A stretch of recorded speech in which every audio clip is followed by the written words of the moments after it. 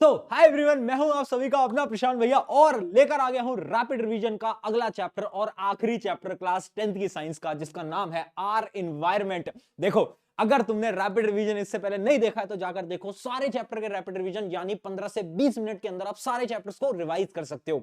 और आज मैं लेकर आया हूं सबसे आसान चैप्टर। आपका पेपर होता है 80 मार्क्स का, उसमें से 5 मार्क्स के बड़े सिंपल क्वेश्चन आने वाले हैं इस चैप्टर में से, जो कि है आर एनवायरमेंट। सारे इंपॉर्टेंट टॉपिक, सारा रिवीजन, सब कुछ करा दूंगा। अगर तुम्हारे पास 15 मिनट है ना, तो तुम अपने 5 नंबर को तो आराम से सिक्योर कर लोगे इस वीडियो के बाद। देखो, अगर तुम्हें डिटेल में पढ़ना है, 1 घंटे का पूरा लेक्चर है, जाकर पढ़ लेना। बट आज हम फटाफट से रिवाइज करने वाले हैं, तो चलिए फिर शुरू किया जाए। सबसे पहले जानते हैं कि भैया यहां पर नाम है इन्वायरमेंट। तो इन्वायरमेंट क्या होता है? इन्वायरमेंट कुछ नहीं है, इन्वायरमेंट इज आवर सराउंडिंग।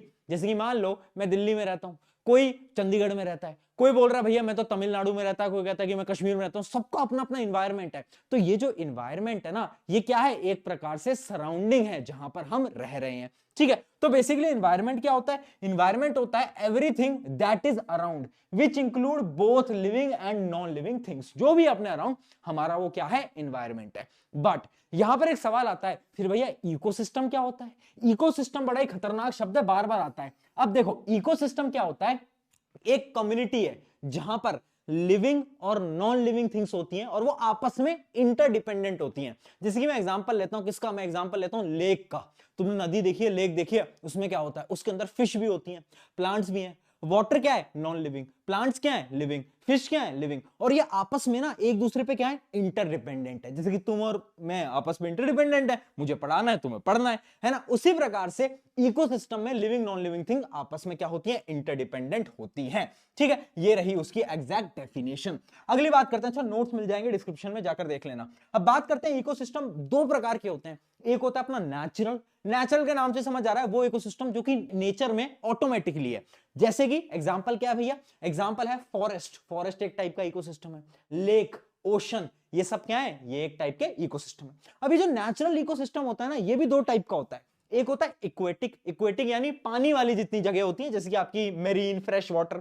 उसके अलावा एक होता है आपका टेरिटोरियल। टेरिटोरियल क्या होता है? जो आपकी लैंड वाली जगह होती है, जैसे कि आपका फॉरेस्ट आता है, डेजर्ट आता है, ग्रासलैंड आता है, अलग अलग होता है। आपको बस इतना याद रखना है कि क्या याद रखना, आपका इकोसिस्टम 2 टाइप का है, नेचुरल और आर्टिफिशियल।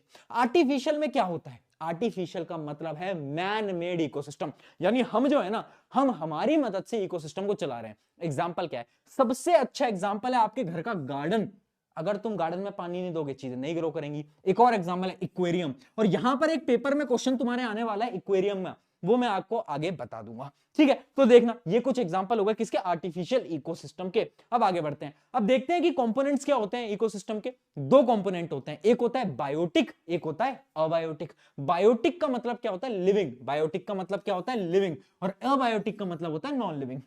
बायोटिक कंपोनेंट कौन कौन से होते हैं? जैसे कि प्लांट्स हैं, है ना? मैं नदी का एग्जांपल लूं तो फिशेज हैं, प्लांट है, वो सब क्या है? बायोटिक। और अबायोटिक क्या है? अबायोटिक है आपकी हवा है ना, विंड है, उसके अलावा वाटर है। ये सब क्या है? ये सब है आपका अबायोटिक। ठीक है, तो अबायोटिक के अंदर क्या आते हैं? एयर, वाटर, मिनरल, सॉइल, उसके अलावा protein, fats, hydrogen, oxygen, sunlight. Sunlight जो होता है ना, वो फंडामेंटल एनर्जी ड्राइविंग होता है ना? इकोसिस्टम के लिए जो सबसे इंपॉर्टेंट है ना, वो क्या है? वो सनलाइट है, क्योंकि सनलाइट की मदद से तो प्लांट खाना बनाते हैं। तो सनलाइट भी क्या है? एक प्रकार का अबायोटिक कंपोनेंट है।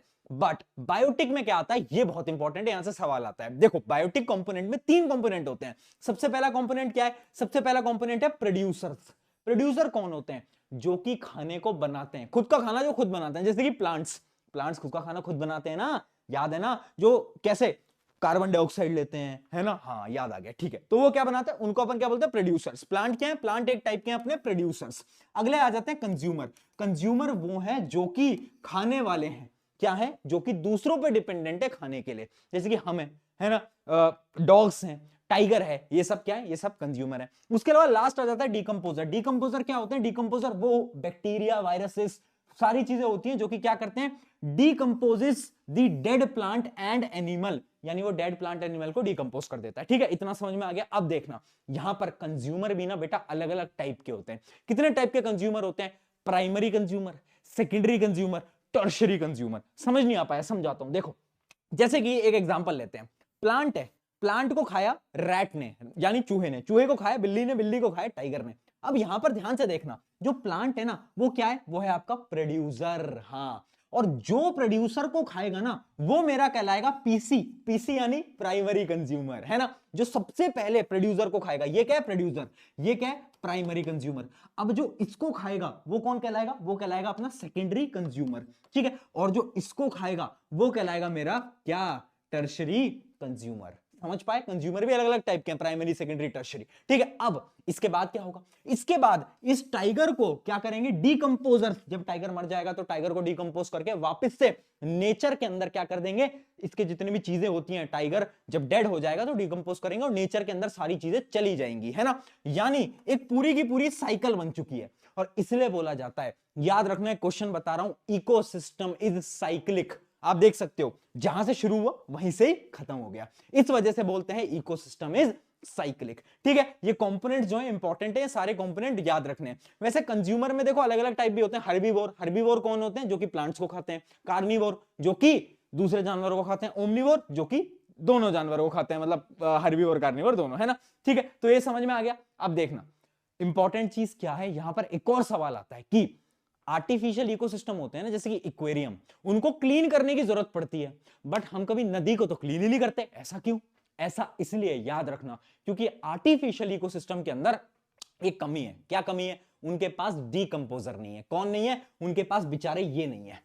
इक्वेरियम को क्लीन इसलिए करना पड़ता है, उसके पास डीकंपोजर नहीं है, जब कोई भी चीज मर जाती है तो हमें उसे क्लीन करना पड़ता है, इस वजह से इक्वेरियम क्लीन करने पड़ते हैं, जबकि लेक और नदी वदी को अपन को क्लीन नहीं करना पड़ता। चलिए आगे बढ़ते हैं, यहां तक की सारी चीजें क्लियर हो गई हैं, है ना। अब बढ़ा जाता है आगे, आगे आपका food chain, food web. Food chain क्या होता है, एक प्रकार का सीक्वेंस है, लीनियर सीक्वेंस दैट शोज, क्या बताता है वो, कि organism feeding on one another, यानी कौन किसको खाएगा ये कौन बताएगा, फूड चेन बताएगा। तो फूड चेन एक प्रकार का लीनियर सीक्वेंस है, लीनियर यानी सीधा। जैसे कि मैंने अभी आपको एक एग्जांपल लिया था, क्या कि पेड़ को खाया चूहे ने, चूहे को खाया बिल्ली ने, बिल्ली को खाया टाइगर ने, तो ये क्या है, एक प्रकार की फूड चेन है। जबकि फूड वेब क्या होता है, फूड वेब होता है network of interconnected food chain, यानी बहुत सारी फूड चेन जब आपस में कनेक्ट कर जाती है ना, तब हम बोलते हैं उसको क्या, फूड वेब।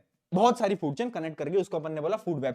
जैसे कि मान लो एक फूड चेन है, ये तो एक सिंपल सी है कि इसने इसको खाया, इसने इसको खाया, इसने इसको खाया, इसने इसको खाया, है ना, ये एकदम सिंपल सी फूड चेन है। बट फूड वेब में क्या होता है, आपस में बहुत सारी चीजें इंटरलिंक्ड है ना। एक जैसे एक एनिमल है, उसके पास बहुत सारे ऑप्शन है। अब भाई मैं बहुत सारी चीजें खा सकता हूं ना, मेरे पास बहुत सारे ऑप्शन है, यानी मैं क्या कहलाऊंगा, मतलब पूरा सिस्टम क्या कहलाएगा, पूरा सिस्टम कहलाएगा फूड वेब, ठीक है। इन दोनों का डिफरेंस भी इंपॉर्टेंट है, वो आता है, मैं आगे आपको बता दूंगा कि डिफरेंस क्या है। अब बात करते हैं यहां पर फूड चेन के अंदर ट्रॉफिक लेवल की।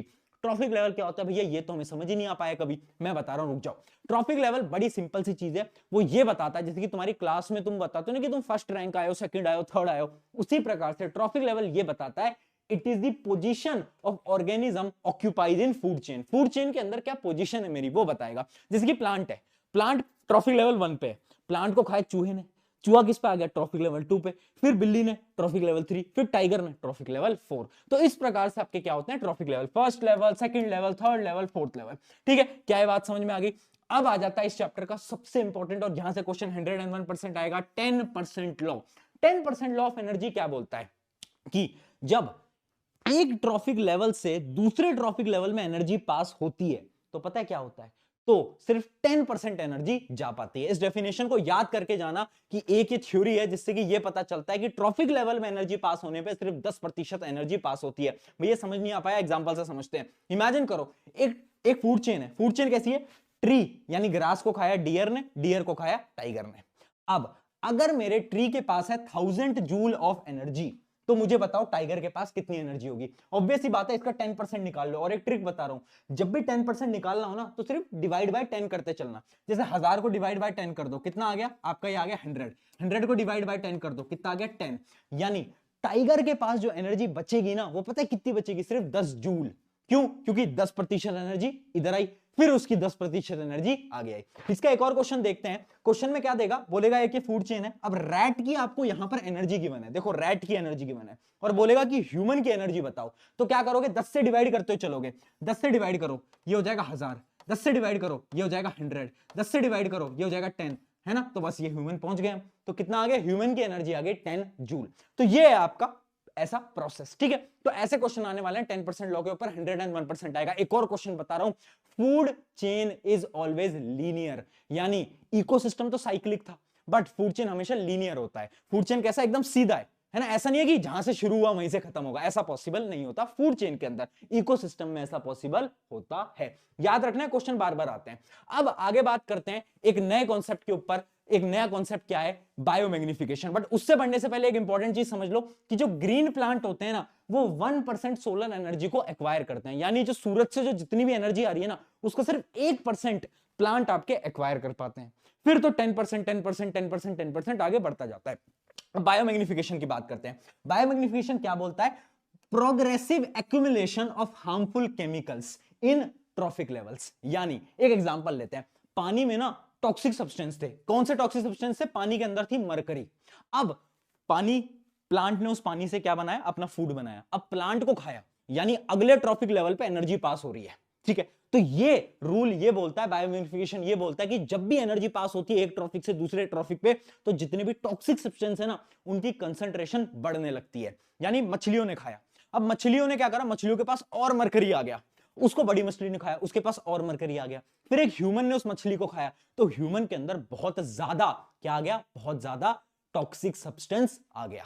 और यही बोलता है बायोमैग्निफिकेशन, और ये भी एक इंपॉर्टेंट टॉपिक है। अच्छा, एक क्वेश्चन और बार बार पूछा जाता है, याद रखना कि क्या होता है ना कि जो फूड चेन होती है ना, वो मेनली 3 या 4 लेवल की होती है। ऐसा क्यों, इसका आंसर ये है, इसका मेन आंसर बेटा यही होता है, याद रखना, क्योंकि 10% लॉ ये बोलता है कि एनर्जी सिर्फ 10%, 10%, 10% ट्रांसफर होती जाती है। तो जो लास्ट ट्रॉफिक लेवल है ना, उसके पास एनर्जी बहुत कम बचती है, इसलिए एक फूड चेन के अंदर केवल 3 या 4 लेवल ही होते हैं। चलिए आगे बढ़ा जाए। अब ये डिफरेंस है फूड चेन और फूड वेब का, जो मैं आपको बता चुका हूं। फूड चेन क्या है, एक प्रकार का लीनियर सीक्वेंस है, जबकि फूड वेब क्या है, एक प्रकार का कॉम्प्लेक्स नेटवर्क है। अगली चीज क्या है, ये सिंपल होती है, स्ट्रेट फॉरवर्ड होती है, ये कॉम्प्लेक्स होती है और ब्रांच होती है।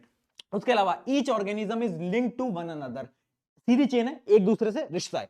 बट यहां पर एक ऑर्गेनिज्म का बहुत सारे ऑर्गेनिज्म से रिश्ता है, ठीक है। तो इसके 3-4 पॉइंट आप आराम से याद कर लेना, 3 पॉइंट याद करना काम बन जाएगा। आगे बढ़ा जाए। अब आ जाते हैं ओजोन वाले कॉन्सेप्ट पे, कि भैया क्वेश्चन पूछा जाता है how ozone is formed. Ozone क्या होती है, एक लेयर है जो कि आपको यूवी रेस से प्रोटेक्ट करती है। इसको याद करने की सिंपल सी कहानी है, लव स्टोरी है। किसकी लव स्टोरी है, यूवी रेस की लव स्टोरी है। यूवी रेस क्या था ना, प्यार करता था किससे, ऑक्सीजन से। तो जैसे ही ऑक्सीजन यूवी रेस से मिला, तो ऑक्सीजन दिमागदार था, ऑक्सीजन ने बोला कि भाई सुन, तू ना मुझे तोड़ दे। अब यूवी रेस तो प्यार में था, तो उसने बोला ठीक है तोड़ दूंगा। तो क्या हुआ, उसने ऑक्सीजन को सिंगल सिंगल ऑक्सीजन एटम के अंदर ब्रेक डाउन कर दिया। बट यहां पर कहानी में क्या हुआ कि ऑक्सीजन ने धोखा दे दिया। कैसे, अब ये जो सिंगल ऑक्सीजन है ना, इसने डबल ऑक्सीजन के साथ बॉन्ड बना लिए और इसने क्या बनाया, ओजोन। और ये जो ओजोन थी ना, ये पता क्या करती है, ये यूवी रेस को अंदर आने से रोक के रखती है। यानी क्या हो गया, यूवी रेस के साथ धोखा हो गया। चैट में लिख दो क्या कि justice for UV rays, but ठीक है।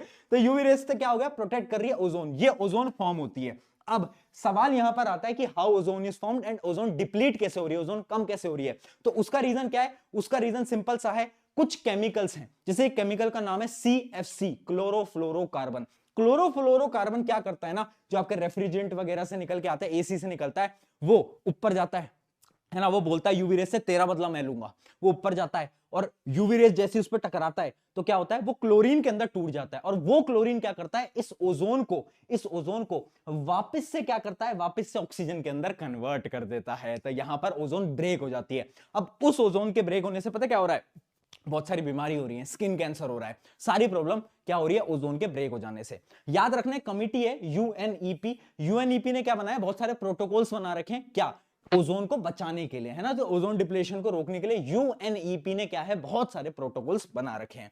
चलिए आगे बढ़ा जाए। अब बात करते हैं गार्बेज डिस्पोजल की। अब क्या है ना, कचरा है, तो उस कचरे को हमें डिस्पोज करना है, क्यों, क्योंकि हमें हमारे एनवायरनमेंट को क्लीन रखना है। अब ना 2 प्रकार के गार्बेज होते हैं और डिफरेंस बार बार पूछा जाता है, बायोडिग्रेडेबल, नॉन बायोडिग्रेडेबल। बायोडिग्रेडेबल क्या है, वो waste material that can be broken down into simpler substances by the action of microorganism, यानी ये डिकम्पोज हो सकते हैं, वो क्या है, बायोडिग्रेडेबल। बट नॉन बायोडिग्रेडेबल वो होते हैं that can not be broken down, वो तोड़ नहीं सकते, वो माइक्रोऑर्गेनिज्म को डिकम्पोज नहीं कर सकते, ठीक है। ये तो पहला डिफरेंस है। दूसरा डिफरेंस क्या है, याद रखना, बायोडिग्रेडेबल जितने भी वेस्ट होते हैं ना, वो सेफ होते हैं। एग्जांपल क्या है, जैसे आपके घर की वेजिटेबल है, वो क्या है, वो सेफ है ना, उनका जो वेस्ट होता है वो सेफ होता है। जबकि नॉन बायोडिग्रेडेबल क्या होते हैं, अनसेफ होते हैं। एग्जांपल क्या है, प्लास्टिक। प्लास्टिक एक बहुत अच्छा एग्जांपल है।